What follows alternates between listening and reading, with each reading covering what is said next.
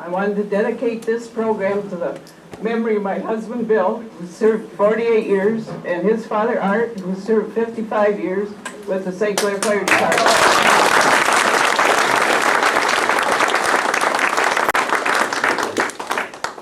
Thank you. And they were both fire chiefs. Art lived long enough to see his son be fire chief, and that's proud for a dad to see his son be fire chief. Okay, you can turn it. Okay. First organized, as you can read, 1874. Look at the uniforms.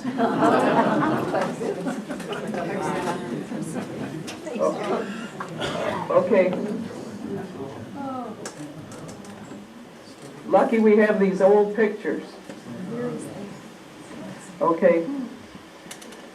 As you can read, record books from 1874 to 1904 were not found when we celebrated 100 years of the fire department. They couldn't find anything beyond 1904. Okay. Some of the early names of St. Clair Fire Department: D.P. Ingalls, George Beischlaw, John Whiting, A.A. Seward, John Kessler, and Joseph, I can't say that name, and Ab Wilson. And at the bottom, we did have some pictures through the files of these men. Ab Wilson was a member of the fire department for 62 years. He was elected secretary in 1911 and held that office until 1960. Nobody will ever beat that record, will they? He was a little man, rode a bike around town. I thought he was a painter. Does anybody remember that? Is that right? Okay. He was a painter, a short man, and rode the bike around town. Okay. Equipment. Before 1874, an alarm sounded, and anyone capable of pulling a two-wheeled hose cart ran to one of the 3 hose houses in the 1st, 2nd, and 3rd wards. That looks like it says City Hotel fire, but we don't know what year. Long time ago. Well, there's a hose reel in there, so at least they had that. Okay. And there's our hose reel that's out in front. We believe it belonged to St. Clair Fire. Okay. Oh, that's the same thing. Well, not really. And then the alarm was a steam-operated whistle located at the waterworks. Okay, there's the old waterworks. That's a little different than what it is today. Okay. This bell is now in the fire hall. It used to be in the fire chief's house. It was activated by the waterworks whenever there was a call.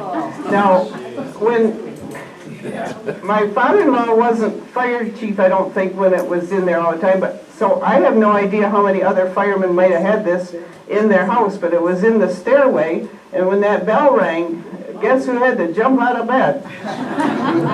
Get going to the fire, or whatever. Well, it was mostly fires back then. So anyway, we still have that bell, and it's at the fire hall.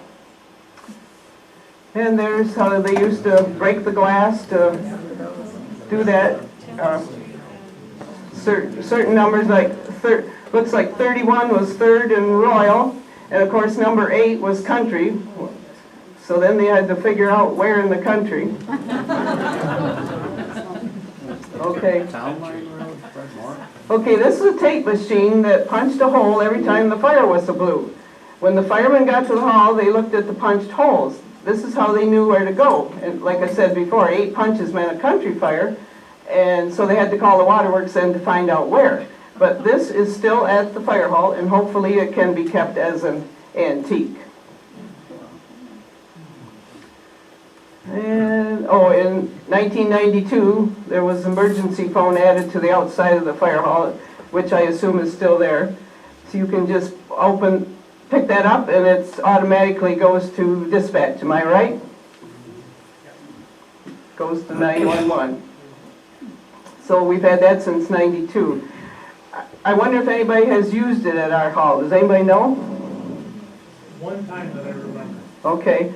And Roy Team used it, the Marine Cities, when they were coming home from a wedding reception, and Louise Team was having a heart attack. So He used the Marine City one here when, in '89, when Louise was dying.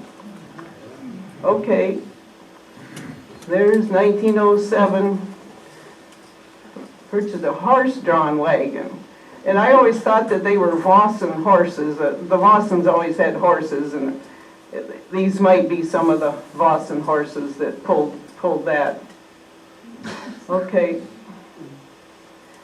And then in 1918, a Maxwell truck was purchased. It was stored in the A.A. Seward's garage, which would be like where Pepper Joe's is. The truck had no cab or windshield, 50-gallon soda and acid tank. So that didn't do much good, did it? We don't have a picture of that. And then, we had one from the government in between somewhere. But then the 1925, which is out in front, the chain-driven 6-cylinder pumper, purchased by the city for $10,500, and it's still here. And that's Tom Bauer and Art Boda on that, and that picture was taken in '55 when they retired the truck, but then they kept it till '58 and then sold it in '58. Okay. And this picture was parade in 1929 of all these old guys on the, well, they weren't old then.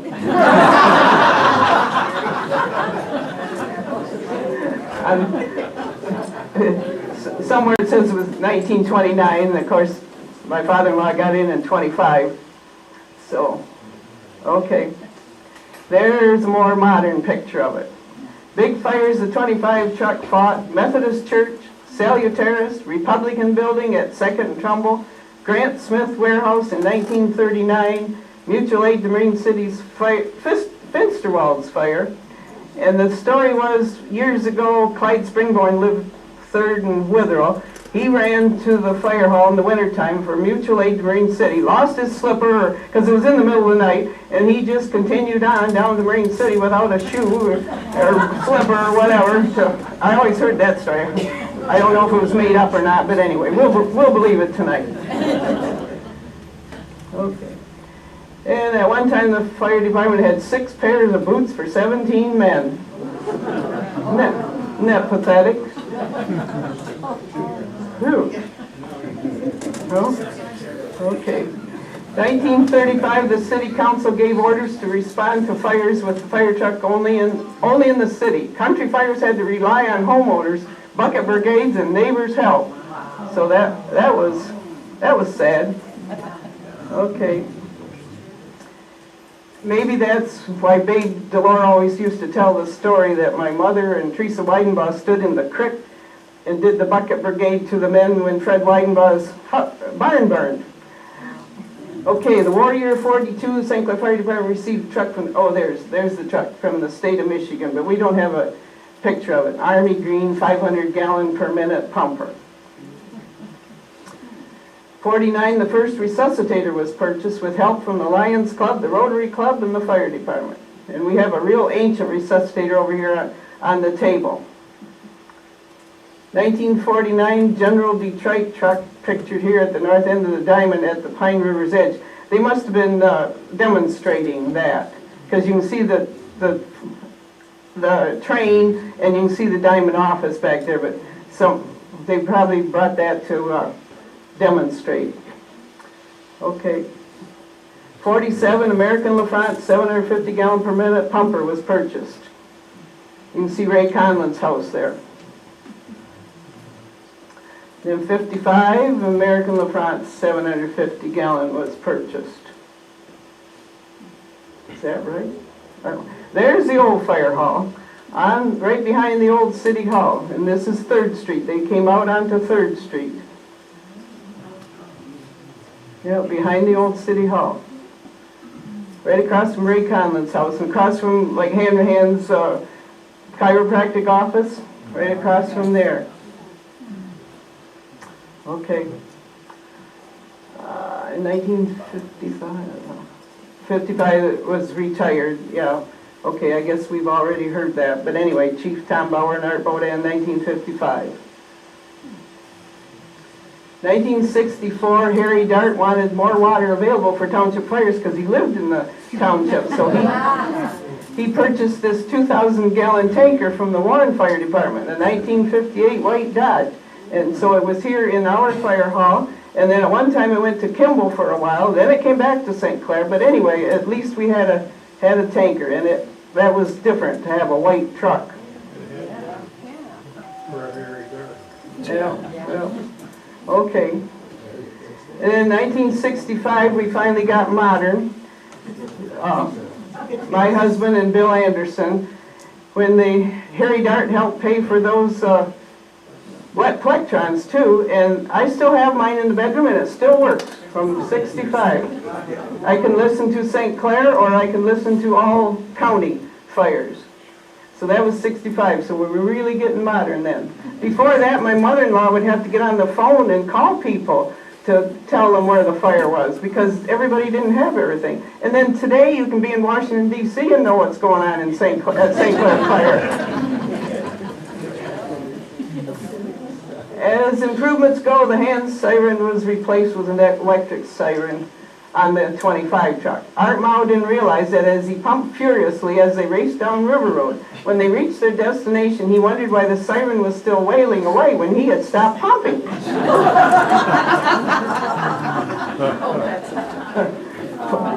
Poor Art Mao. Okay, I was told that they used to wear canvas, and of course that got hot, that got wet. Then they went to rubber, and of course that would bubble. And finally they have Nomex, which was invented to protect the firefighters, and so it's heat resistant. And hard telling what all they have now, but anyway, at least they have better outfits. Okay, 63 panel truck was purchased with public and city donations.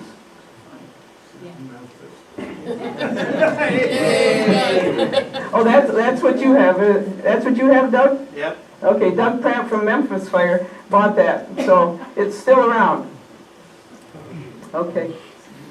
A pancake dinner was held at the country club to raise funds. Firemen made the truck into an emergency unit, and that would be Mr. Bravanas.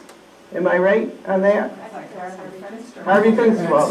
Okay, the stores were side by side. Okay, Harvey Finsterwald and Bob Kennedy buying the ticket. Okay. And then the 69 truck, which sits out in front for grass fires, $3,000. That wasn't much.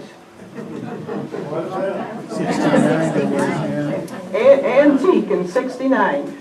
Okay.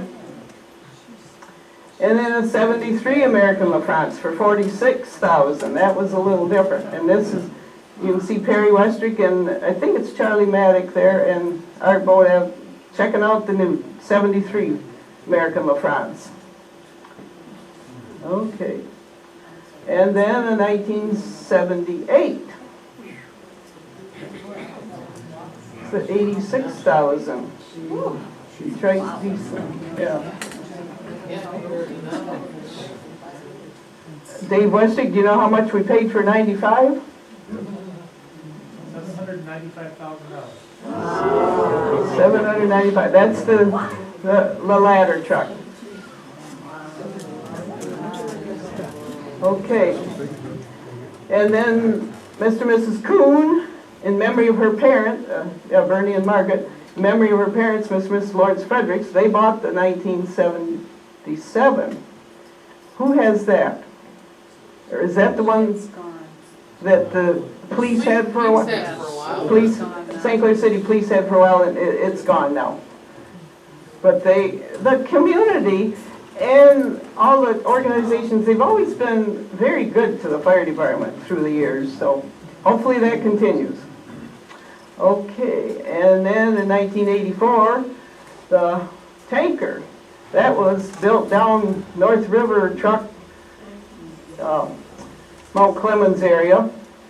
And when my husband went to, no, I can't think of the name where he went. Anyway, Clair, Michigan, for conference for consumers, he visited a fire hall. Naturally, you visit fire halls when you go somewhere. And they had a tanker where the ladders were inside. So he came back with that idea, So then when they got this 84, then the ladders are inside instead of everything hanging on the outside. So that we still have that. That's number 40. That's getting old. It's not a rescue truck like it says. Oh, now it's rescue truck. I'm sorry. Okay. Then at 86, this one, 45,000. Is that still around? No, we've replaced it. Yeah, I know you've replaced it, but I didn't know if it was still around. Okay. Then 92, a special service truck for 93,000. And then the pumper in 97 came from, it's an American Lafrance from Appleton. Yeah, there's Jordan. Jordan when he was very little, and Butchie and Bill. 293,000. The price is going up. And that, they drove it over the Mackinac Bridge to bring it home from Appleton, Wisconsin. So it's been over the bridge. And we still have that. We call that number 32. When you open the door, the stairs come out, the steps come out to where you can walk up, and then you shut the door and the steps go back up in. Okay. And the JCs donated this boat years ago just for to go out and rescue somebody. No fireboat or anything, but this is Jim Horn and Archie Skenesey, according to, well, we know it's Archie, but somewhere it said it's Jim Horn, yeah. And anyway, the JCs donated that with the help of beavers, I'm sure. Okay. Okay, when the fire department wanted to buy thermal imaging cameras, Ed LaCroix and Joe Yakum volunteered to get the donations from local businesses and organizations. They were able to buy 2 cameras at $18,000 each, August 1998. So there's Yakum, Westry, LaCroix, and Dave Dorr, the salesman, and Bill. So that was great. They came to Bill and said, hey, we'll get after everybody, and they did. So, okay, the fire hall. Okay. There's the old fire hall behind the city hall. Just think what changes have been made. 1960, a new hall was discussed and then started that year.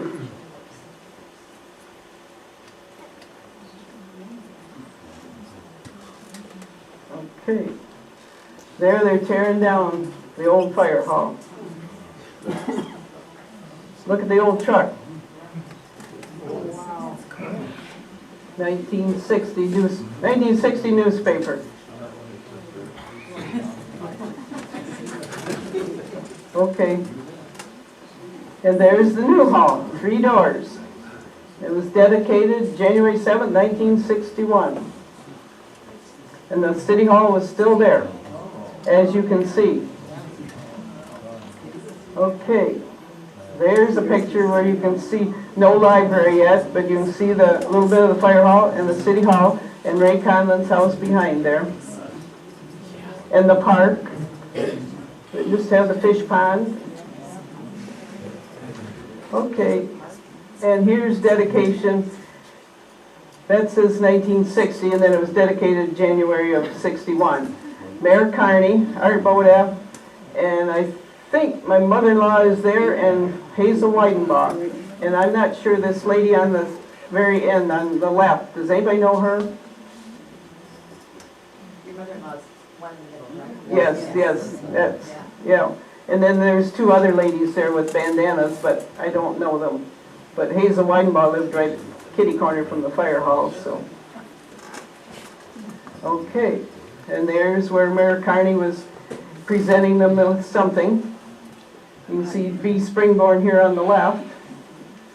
And you can see on the right, there's Bill Horn and Bruce Schlinkert. And then that third man there, does anybody know him?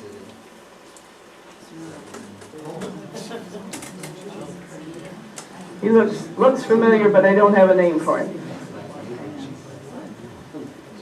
Okay. And there's the firemen who were firemen at that time.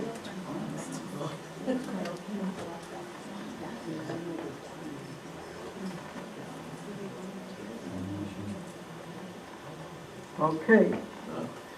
And there's another picture of the 3-door, and the white tanker's in the picture. Okay. When City Hall came down in '67, they had to be careful not to damage the fire hall. Yeah, right there on the corner. That's a shame. 30 years later, it was time to add on. Okay. So there's construction, November of '91, when they started work to add the 4th door.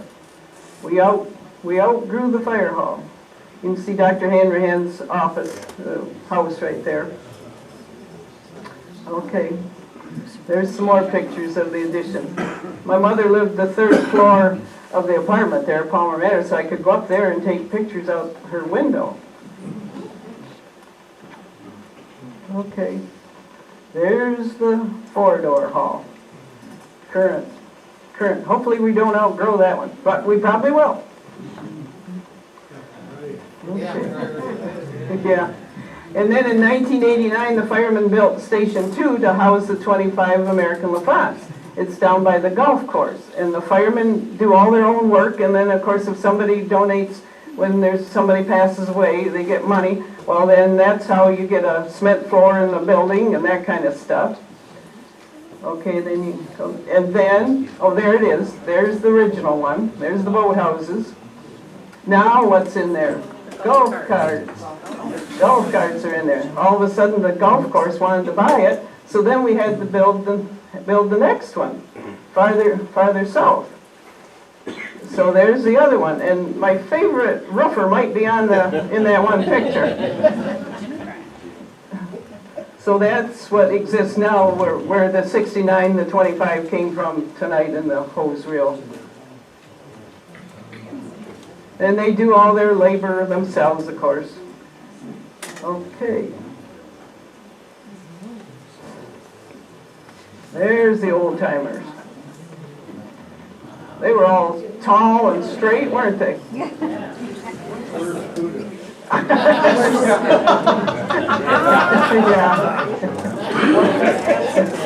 Wait till we tell Raymond you thought he was in that picture from 1874.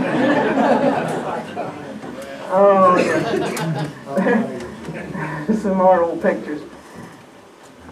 Maybe Raymond will come tomorrow. Okay,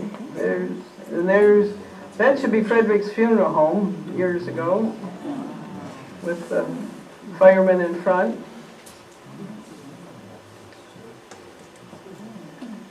Okay, and there's in front of the old truck. We have names. Well, the one on this side spot, and that's definitely Westwick. Let's see, would that be Blake? Maybe either Blake. I guess well, George is Blake. Yeah. Okay. And my father-in-law would be standing up right behind him. Anyway, we have names. We have names for most of these guys. Okay, and there's 1939 firemen. Good thing they took a few pictures years ago. Okay, there's another one by the old hall. Wasn't many in that picture. Okay. And then this was taken in June of '48 during the hosting of the Michigan Firemen's Convention. So we do have names for that.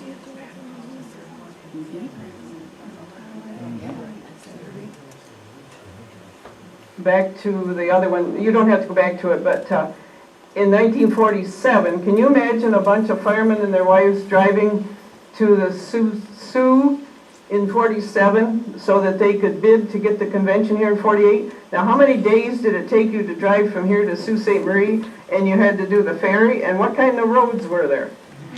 But they accomplished getting the convention here, and there was 400 people attended the convention here in St. Clair in '48. Okay. Oh, we've already seen that, but that's okay.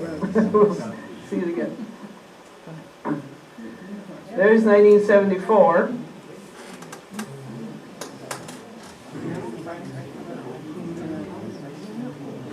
some of these pictures I have on display here, you can look at them.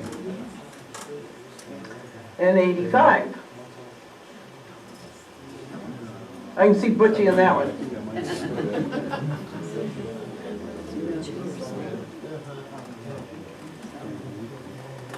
And then Mark Hornberger was our first full-time firefighter, hired September 23rd, 1996. So there's Mark Hornberger. And his grandfather had been St. Clair firefighter years ago.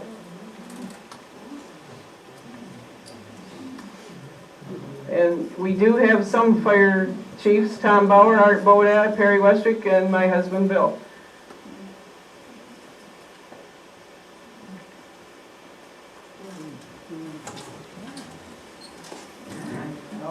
Yeah, remember those firemen's dances at the high school, our high school, which might be turned into condos or whatever now, but yeah. That was the Don Pablo Orchestra. Unreal. You had to go outside to drink. You couldn't drink in the school.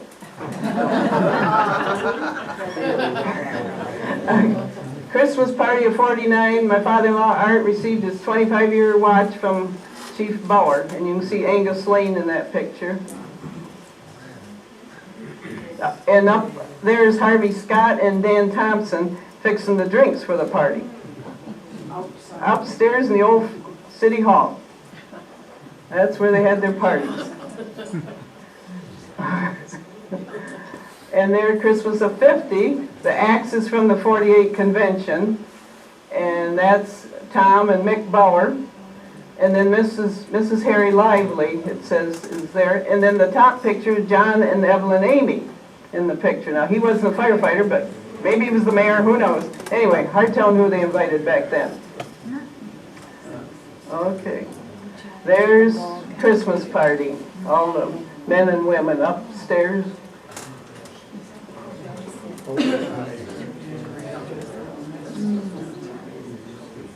Okay.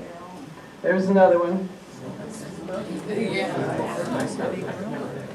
Way in the back you can see Ernie and his Brahman and his sister Carla, and this might be Sherwood Mortinger, and Fred Devroy you can see in these pictures. I can pick out some of them. Okay. Oh, you see him smoking. Here's Don and Harriet Ross right here in the front. Remember Don Ross had the gas station? Yep. Right. Okay. And the wedding of Carol Bauer and Pete Alice at Chief Bauer's home, which was the funeral home too. The firemen prepared and served the food. I don't know what kind of food they had, but anyway, look at the big kettles. So, Art Boda, Charlie Maddock, Clyde Springborn, Roy Team, William Wood, and William Anderson. And of course, they're all gone. Okay, and everybody sees this picture at Neiman's.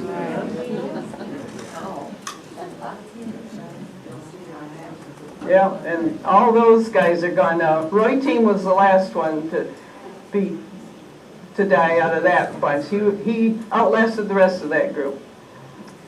But that was fun times. And then, okay, these are all Diamond Crystal employees, and they could go anytime the fire whistle blew. We've got Roy Team, Charlie Maddock, Clyde Springborn, Carl Wagner, Art Boda, Fred Devroy, Don McQuain, Orville Fosher, and Harvey Scott. Well, when I worked at the Diamond, Jean Zwing was on the switchboard. Well, if she got a call about a fire, she would put the auto call on, and it would ring 3. And every fireman out in the Diamond factory would run and get in the car and take off. So that was how they used to get summoned from the Diamond. Okay. And for years they made sauerkraut, and the whole town ate sauerkraut. And look at that truck. They would fill that truck. And of course they got thirsty on the way home and would have to stop at Chick's. And hard telling where else they stopped for a drink. Everybody in town ate sauerkraut. They don't make that much sauerkraut now at the fire hall, but years ago I think they fed the whole town. go out there in Burville and cut it, and that was hard work, and you really got thirsty. Okay. And, oh, yeah, back to 47. We're not really in line, but anyway, who cares? So this is a lineup of cars go across the Mackinac Bridge.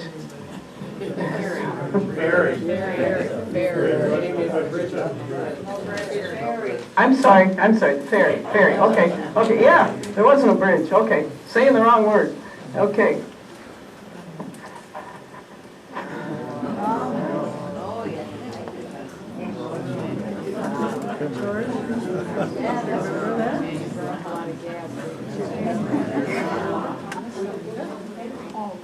Well, they used to tell about the hunters, the deer hunters, they'd have to wait for days to cross it.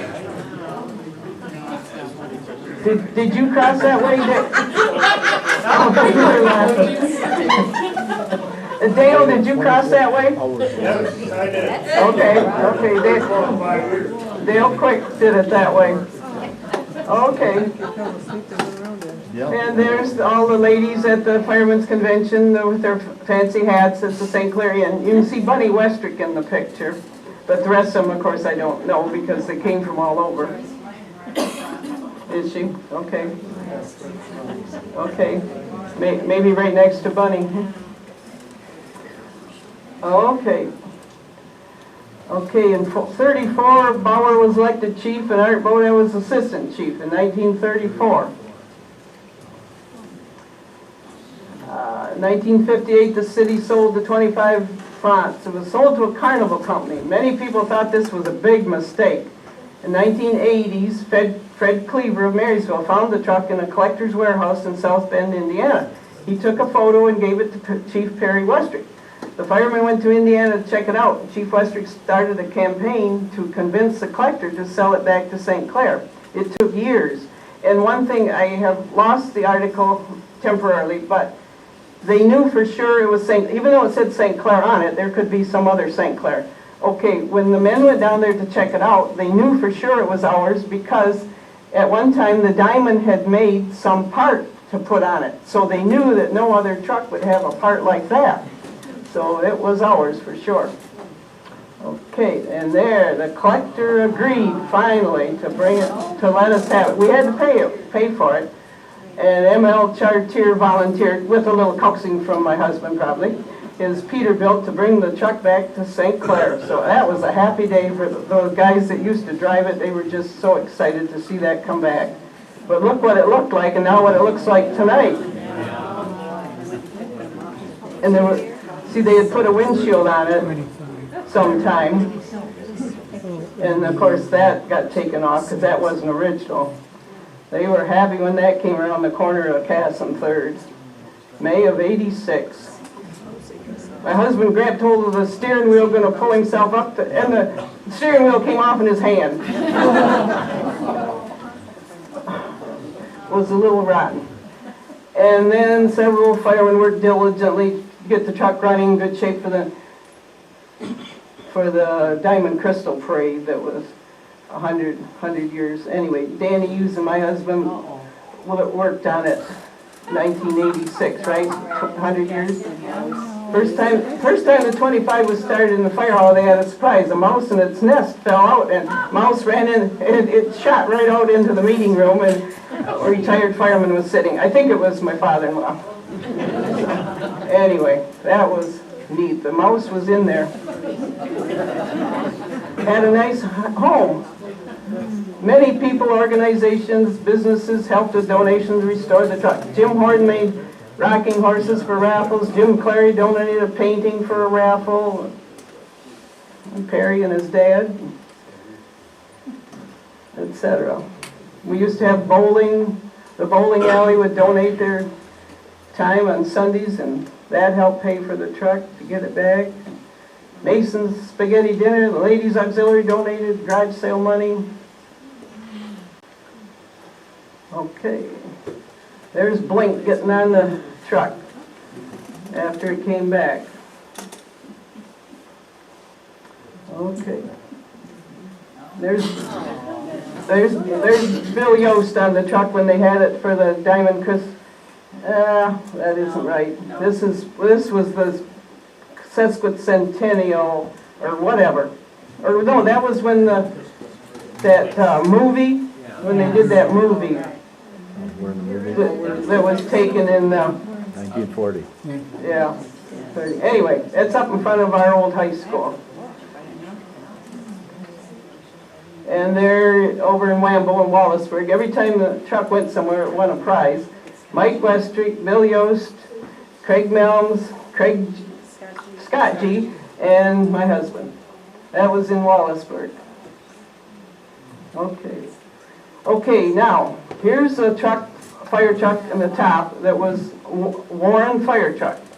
Well, the Firemen's Association that has the convention up in Roscommon every year, they decided they would make this into a beverage truck. So, the bottom picture, you can kind of see the spigots for beer. Then if you go to the next one, then up there, there's fewer for pop on the side. Well, yeah, you can see it. There's only 5 for pop. But anyway, that's that beverage truck when you go to Roscommon for the Firemen's Convention in September. So they had to hook up everything, you know, all the stuff for ice and everything. And if you go in LaCroix, the slide, walk in the door immediately to your left, and immediately to your left, there's more pictures of this truck that they made into that, because some of the St. Clair people worked on this too. That's why it's here. And then that's the statue at Roscommon. Okay. Ladies Auxilary formed in October 1970. Officers were Ann Bennett, Nancy Fleury, and Gretchen Sampierre. And there we are, water ball winners. The women in the late 70s, early 80s, the department and auxiliary played water ball against teams in our area and Canada. The ladies won a lot of trophies, and the men, well, they won a few. But anyway, that was, if you go to the fire hall, there's a lot of trophies there that we won. That was our water ball team many years ago. We look a little young there. Ladies Auxiliary used to fix Thanksgiving dinner for seniors at Palmer Manor. We played bingo once a year with them, donated to playground equipment at Little League Field, sponsored a family at Christmas, had Halloween party and Christmas party at the fire hall for firefighters' children, donated the fireworks fund, bought flowers for the hall grounds, donated the antique fire truck fund, prepared meals for firemen families, funerals, paid for landscaping and bench outside the hall. We took meals, cookies, and drinks to the firefighters when they were on an extended call.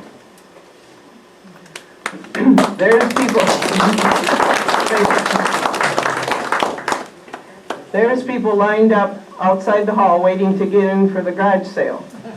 We used to have close to 100 people come in. We'd open the door at 9 o'clock and, whoo, look out. We would try to count.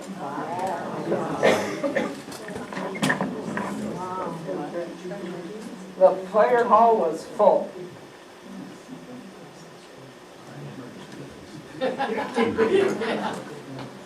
All that wonderful stuff. Yeah. It was a lot of work, but it was fun too. But with the cooperation of the men, the women did that. Started in '86 and they're still doing it. Okay. And for a long time, used to have blood drives. I'm not sure about now, but we used to. And that was a good one, 100 pints. That was extra, extra good, because you normally didn't get that much. Oh, and the firemen shot off fireworks for the city for years. At one time, it was where the sewage plant and boat ramp is now. We watched from 3rd and Clinton. Later, it was on the boardwalk south of the St. Clair Inn. Then on Malcolm Marine's barge in the St. Clair River, which it's still on Malcolm Marine's barge in the St. Clair River.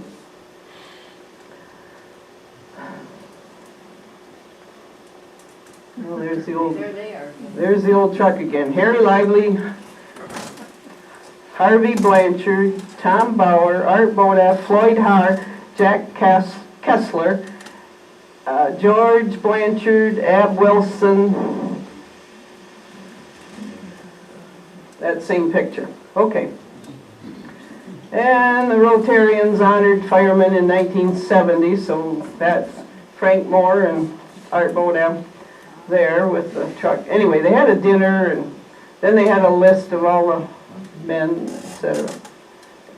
Okay, there's an old list.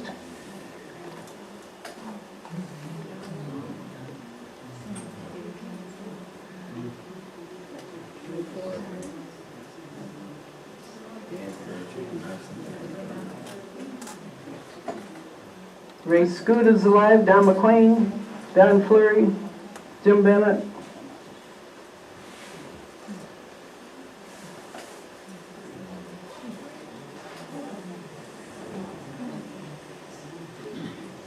Rest of them, I believe, are gone. Okay. Oh, here we are again. Same picture.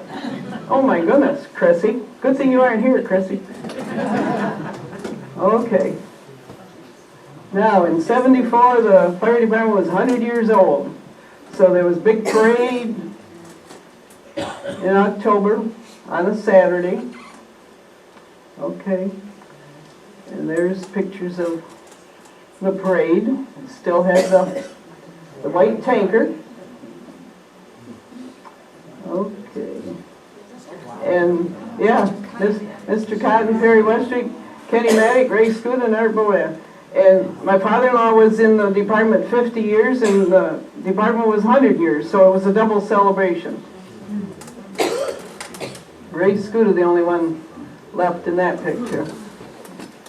And there they had that. We gave away hundreds of hot dogs, I think, that day. I think people were coming back and taking bags of hot dogs home to the rest of their family or their neighbors or something. It was a beautiful October day, Saturday. We woke up Sunday morning, 8 inches of snow. Okay. Oh, and then that was when he stepped down in '79. Okay.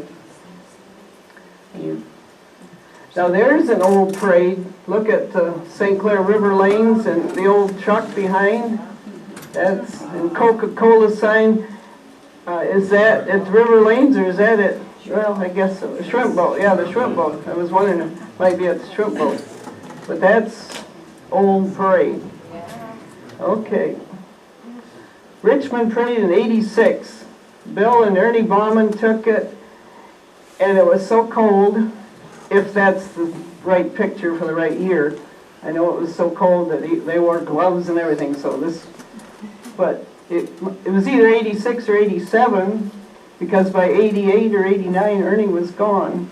So, okay, anyway, old trucks always went to everything. Closing of the state police post, but I don't have a date for that. Anybody remember what year that happened? 93 or 94. 93 or 94, okay. They took the old truck down there the day they were having a celebration for closing the post. Okay. Oh, and then 911, we will never forget, God bless America. Put the flag at half for some year, I'm not sure what year. Okay. Now that says it's Memorial Day parades, but I'm not sure what, what it is, exactly where it is either. It wasn't any of my pictures. Okay, okay. Okay. Homecoming parades when the kids ride on the truck. And that was dedication of Palmer Park Arch in 2007, October.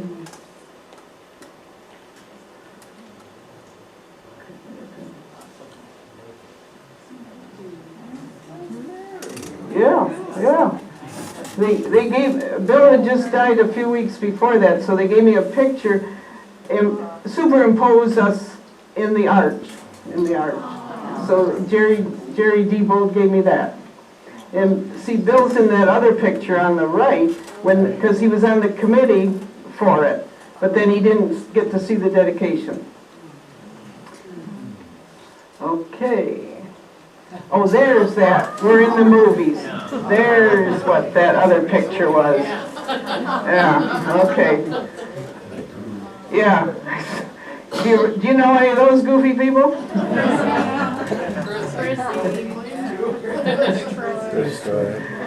Oh, dear. Okay.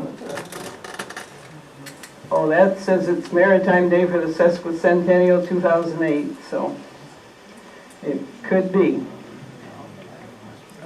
You know, you can't have a parade without a fire truck. It's not a parade. Okay. Oh, we had fire muster then for the Sesquicentennials right by Kathy Shonaway's house there on the river. Seeing there's pumping water out of the river and squirting it back in and whatever. Anyway, some of them, those old trucks love to pump water out of the river or a pond or whatever. Okay. Now there's my grandson and a couple other kids right there back in 2008. Trevor and David. Trevor and David. I thought it was Trevor, Scott's son, and David Zielinski, and Williams was one in the front, squirting the water. Kids love to do that. Okay. Oh, and Chief Carmichael's funeral, Port Yorn. But I just had this just to show you what happens at firemen's funerals, and of course that's number 32, our truck in the procession. But that's what happens at funerals. Okay.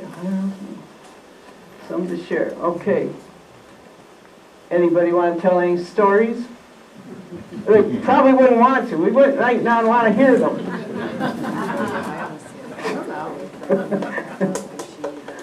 Well, some firemen always say to police, if you would have got one more right on that test, you could have been a fireman.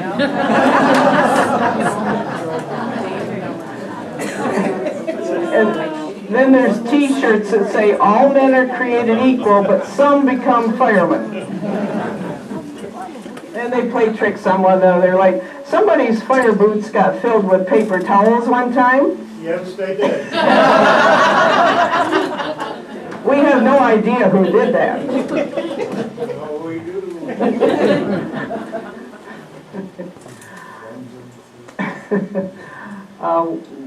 Is there something next? Something next? Oh, I already told that. I already told that. Okay. Yeah, and as Ray Scuda says, that's when men were men. Oh, and Bill Woods blew right through customs at the bridge driving the fire truck on the way to a refinery fire in Sarnia, hardtailin', and that couldn't happen today. You'd probably get shot. But they said he just kept going. Firemen are goofy people. Okay, and I just told that. Yeah, there we go. Yeah, okay. Oh, dear. Oh, here's a good one. I wish that man was here, but I don't think he's here, is he? Oh, he's not. He's not. Can you imagine doing that? And what, Chief Perry Westby, do you think he gave him a dirty look? That was supposed to be a grass fire on McKinley Road. Okay, and Ray Scuda was riding with him and said, hey, you better get over on the road, you're going in the ditch. Okay, there should be another picture there. Ray Scuda said he called to the fire hall to Perry Westwick and said, we need a wrecker. Perry said something, and he said, no, we need a big one. Oh dear, all kinds of things. Oh, and the one-time personal injury accident, rail run and Trumbull, the only time a hospital helicopter came to the scene. One was killed, one lived for several years afterwards. And I also read about during a snowstorm, the 25 truck was called on to push and tow cars throughout the city for the day. And another off-duty requirement was pumping brine for Diamond Crystal Salt for 50 straight hours when they had a mechanical failure. Imagine the 25 doing that. Then later years they used to have to pump water out of it because things would freeze. That normally happened like Christmas Eve or something, but anyway, we got through it. Okay. Oh, and there the firemen were washing the streets. Firemen do everything. Okay. And then this was for muscular dystrophy, that every time somebody donated, then they would blow the whistle. So the guy on the left is Ab Belfour, the postmaster, is that right? And then Carney's the short one. There's got to be another person there.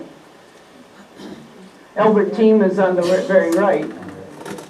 But the first one, I thought the second one was Ab Belfour. Yeah. Yeah, because you would know, Sarah. Anyway, I don't know, I guess they don't list the first one. So that was something different that they did years ago. Okay. Oh, and when Linda Shinsky saved that boy from Pine River in April of '91, she jumped in there and saved him. He accidentally fell in, like the end of third or something, probably. Andrew Large. And I think every year for years after that, he would send her flowers. Okay. Oh, and one baby delivered that we know of. Okay. Yeah, we don't know that one on the right. He had more hair. Okay, help me, the one on the left, what was his name, girls? Groton, okay. And then the mother with the baby, and Bobby Maddock, and then Butchie. Yay, Butchie. Okay. And there a kitten saved. Oh, that was Malcolm. Yeah. Malcolm family, okay. The kitten nobody wanted saves 3 from death and fire, okay. All right. And here's a plane from Selfridge that went down 94 and Rattle Run Road. There's Joe Stein's barn in the background. That's 1973. Two killed in that. There was something for each. Okay. Yeah, there's more pictures of it. And then maybe that chopper came afterwards or something, that big thing. Anyhow, somehow we had that picture. On the back of those pictures, it was D, like David, L, M, photography, St. Clair, whoever DLM was. Don't know. Okay. We don't know where that house was, but it was burning. The Whiting store burned in 1911. That's, of course, before it burned. But then the next one should show there's where it burned. And the building's so close, naturally. Okay. And that's where my father-in-law said he was a young kid, and he went there the next day with his father because he thought maybe he'd find pennies in the rubble, but they didn't find any.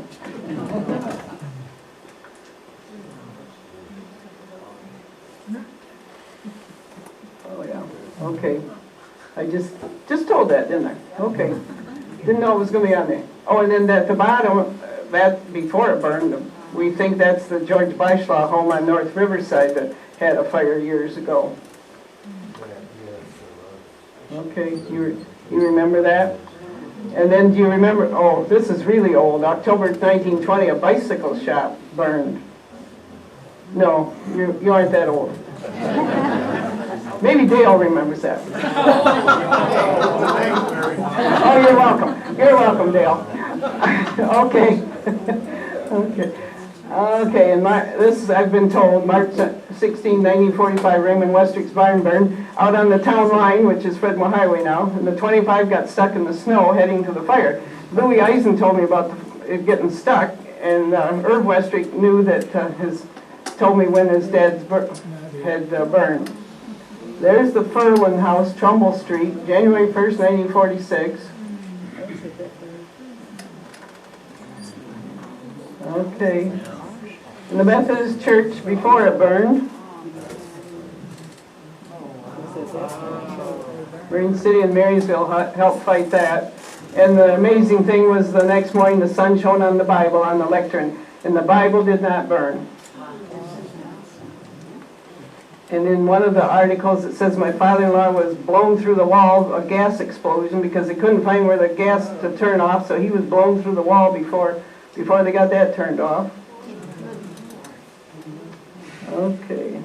And that was wintertime, so everything was ice. Okay. And then the country club in 1934 and also in 1961. We think it burned May 12th, 1934, which is somebody's birthday. Yes, ma'am. We gotta get all this in, Shirley. Okay. In 61, oh, that's still the old one. Yeah. But there's the other one in 61 that the maintenance man apparently lived in there and killed in the fire.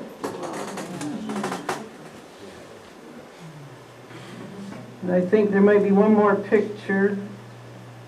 You can see him getting water out of the pool up there in the right-hand corner. And then all the golf bags that they saved are down here in the left corner. Yeah, that was a bad one.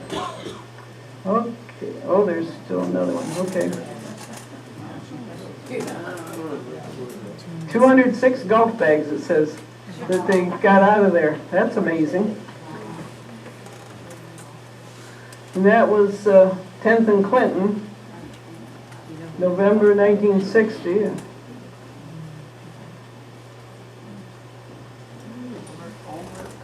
Is that Omer Cope's before it burned? Or is that his house? What is that? Yeah, I know he had an apartment fire, but what, do you know what this is? Yeah. North of Brown? Yeah, it's where the Condos are, okay. So then, like it was converted maybe to apartments at one time?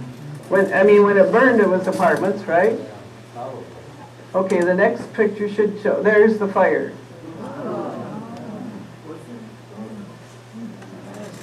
Brown and Riverside, like the northwest corner. Okay. Oh, there you see it, what it used to look like. Okay. And there on Awana, Chubb Westry shot the water to the window, and of course it's hot and the water's cold, so it came back in his face, so his brother Tarch is helping him away to be treated. That was on Awana, Charles Bacon home. Okay, and there's the Diamond Crystal office fire. To me that looks like Glenn Mask. Who remembers Glenn Mask? Okay. Maybe it isn't him, I just thought maybe it was, but that was $50,000 fire, as your dad knew. It was up in the, some of it was way up in the, like in the attic where we used to store records. Okay. 4th and Vine, that's before the fire. Shaw's. Then you'll see the fire next.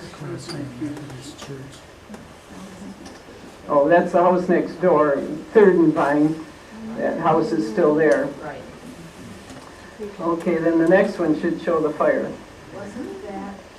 Kenyon, yes, the That was at Christmas time. Kenyons lived there. That looks like my husband walking into the fire with his rubber outfit on. It lit up the whole neighborhood. Did it really?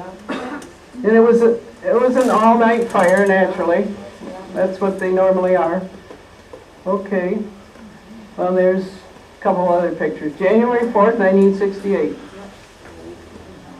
Okay. And there's that fire, North Riverside. Right next to Chrissy's. Yeah. And residents of Howard Thirlby. What I was told, well, I was here for the fire, but anyway, I was always told that Marysville Truck and St. Clair's Truck were on 3rd Street behind this house, and they had them positioned so that Chubb Westrick could run the pump of each truck instead of having 2 men back there. He could run both for that fire. So Chubb was doing that back in '62. Okay, and then Red Fraser's house, 8th and Clinton. Yes, now it's a different place there now. January 8th, 1970. Okay, there should be another one. Oh yeah, and then this Birch Drive off of Trumbull, house fire. And then, does anybody remember the William Joy place? 1615 North River Road. Current location of Sean Burr's home. Is that right? That was in '74, and that looks pathetic, like there isn't anything left there. And there's a barn fire, being North River Road, Bechet Highway, Davis and 29, that is. St. Clair Township. Okay, here's up on Wadhams Road, just past the Blue Banks Bridge, a house fire, December of '79. And there's Langley Circle Fire, November of 1980. Were you there, Ruth? No, you weren't there yet. 84, okay. I think that faced Brown Street, I think, but I could be wrong. It did. Okay. And then there's the Peninsula Club, the racquetball club down at the, I say the old marina. That was arson. That was an all-nighter Thanksgiving Eve. And then the Recor Johnson House Fire in '84. That they were, we believe, burning the paint off, which you don't do. Butchie got a little tired. He's sitting down resting. Butchkin's fire.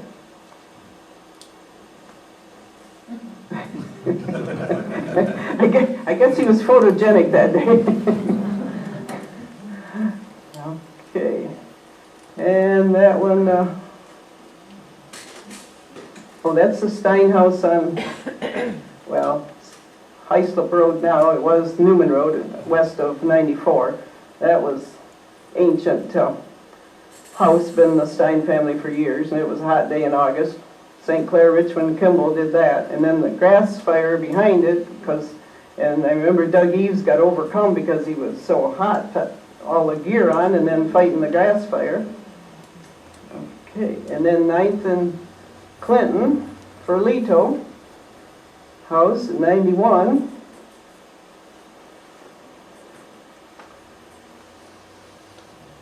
Kennedy Road, after we weren't there. Somebody else lived there when our barn burned. Okay. Malcolm Marine office and garage was arson, October '98. There was a guy going around town starting all kinds of fires that night. Al Simon's barn fire, St. Clair Highway. Galasso's on Trumbull Road. That was just before Christmas, just a few years ago. Yeah, Luke's, yep. And here's Rail Run Road, 4th of July weekend. Woodman's. Total loss. Seems like that was something in the basement. This Newman Road, somebody said the dryer vent was snow covered and whatever happened, and the homeowner said something about, well, maybe we never cleaned out the vent, and you know, whatever. Anyway, fires do happen. Okay, and then this, the September of 2000, when Mrs. Carroll and then a man that was working there died of blast. Mrs. Carroll volunteered here at the museum. That lasted several days.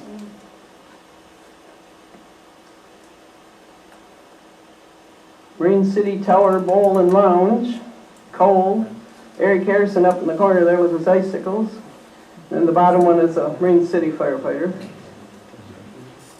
Were you there, Keith? No, but I laid and listened to it all night long. Oh, you laid and listened to it. It was so cold that night, they ended up taking guys in the backs of pickups back to the station to defrost them so they could get out of their gear. It was terrible. And we had one the Sunday before on St. Clair Highway, a house fire. That was a bad January. Cold, cold, cold. Okay. And then I put this in being Eberhard's is closed. Eberhard's fire. September of '92. We were heading to lunch in Richmond. We didn't quite make it. And there's the Broadway bar. Keith knows about that. I was there. Well, that was your grandparents'? Yeah. Keith Wayburn's grandparents' bar in Marine City, but Broadway. And there, I wanted this so people would see what a boat fire was. In Marysville, but St. Clair's fireboat went to it, so. 2011. That was bad. But everybody was okay, I guess. Been many families with generations of service to our fire department. Sherwood and son Jim Mortinger. Blink and son Perry Westrick. Nelson and sons Chubb and Tarch Westrick. Ray Scuda and son Tom Scuda. Ab Wilson and grandsons Kenny Maddock and Charlie Maddock and great-grandson Bob Maddock. Ed Kinsfater and son Butch Kinsfater. Dave Westrick and son Mike Westrick. Albert Hornberger and grandson Mark Hornberger. Henry Boda and son Arthur and grandson Bill and our son-in-law Jim Brown.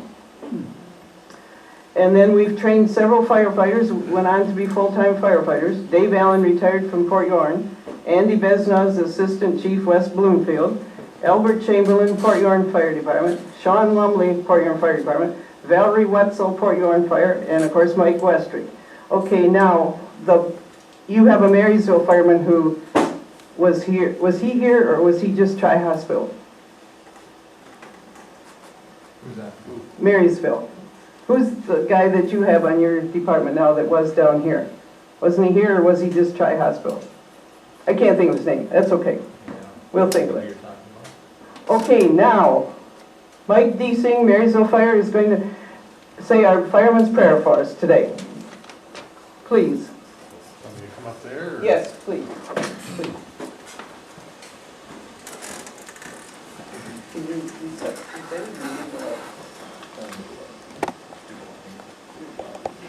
Good afternoon.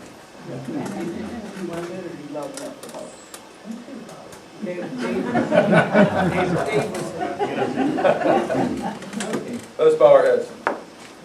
When I am called to duty, God, wherever flame may rage, give me strength to save some life in whatever be its age. Help me to embrace a little child before it's too late, or save an older person from the horror of that fate. Enable me to be alert and hear the weakest shout, and quickly and efficiently put the fire out.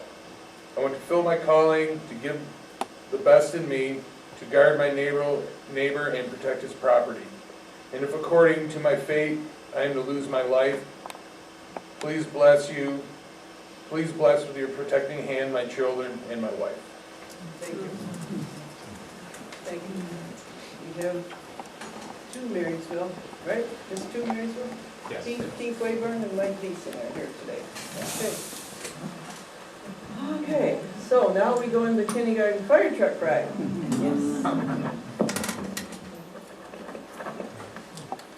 And that started in 1949. It's still going. If it ever stops, there's going to be war, I think. Yeah. Okay. And that picture makes it look like the fire truck is half a truck, like it's short. Anyway, it's not that short. Okay. There's a bunch of kids, different fire truck rides. Then they always come back to the hall and the firemen try to teach them a few things. And of course kindergartners listen and they even though you might think they don't, they do. And they would remember. Yeah.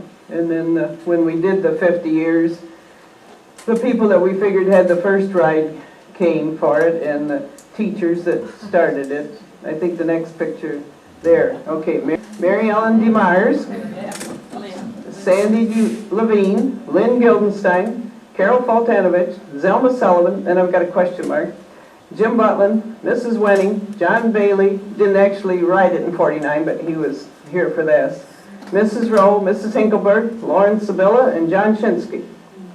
So that was 1999. That was a big day. Photographs from my mother-in-law, of course, and my stuff, Ray Scuda, Historical Museum collection, Robin Brisboy Chan took some pictures, and Chrissy Donardo Gorzen did the PowerPoint layout. Thanks to Jim Block from the Voice newspaper, Paul Dingeman, Channel 6, Ray Scuda, Don McQuain Memories, Don Flurry Memories, Dale Quick, Fireman's Prayer, and then thanks to Mike Deason today. And last night we had the trucks here, but nobody could get them here today. I guess that's it. Thanks for coming.